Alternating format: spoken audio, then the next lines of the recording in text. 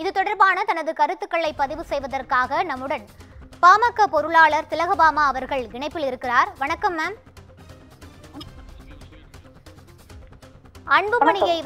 அன்புமணியை அங்கீகரித்தது தவறுன்னு ராமதாஸ் ஒரு முறையீடு மனுவை தாக்கல் செஞ்சிருக்காரு. இது தொடர்பான உங்களோட கருத்துக்களை மட்டும் பதிவு பண்ணுங்க.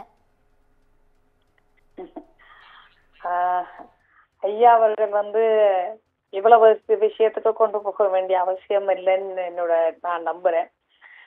பாட்டாளி மக்கள் கட்சியின் தலைவராக எப்படி பொதுக்குழுவால் தேர்ந்தெடுக்கப்பட்ட தலைவராக என்ன சட்ட ரீதியாக செயல்பட வேண்டுமோ அதையெல்லாம் மருத்துவர் அன்புமணி ராமதாஸ் அவர்கள் தலைவராக இருந்து செயல்படுத்தி கொண்டிருக்கிறார். அது மட்டும் இல்லாமல் இதுக்கான பெரிய பிரயத்தனங்கள் எடுத்துக்கொள்ளாமல் மக்கள் பிரச்சனையை அணுகுவதற்கான வேலைகளை பார்த்து கொண்டிருக்கிறார். அது தொடர்ச்சியாக அந்த களத்தில் அவர் நிற்பதற்கு தன்னுடைய அடுத்த அடிகள் கடம் வச்சு போயிட்டு இருக்கிறார்.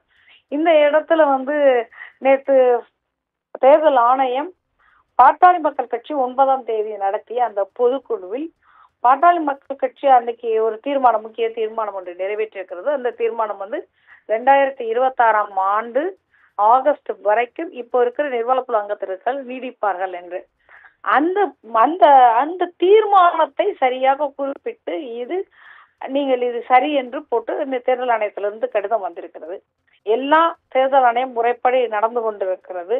இது தவறு என்று ஐயா அவர்கள் சொல்கிற பட்சத்தில் மேல்முறையீடுகளுக்கு தேர்தல் ஆணையமே பதில் சொல்லும். நாங்க மக்கள் பணியை தொடர்ந்து பார்த்து கொண்டே இருக்கலாம். இதுதான் என்னோட கருத்தா இருக்குங்க.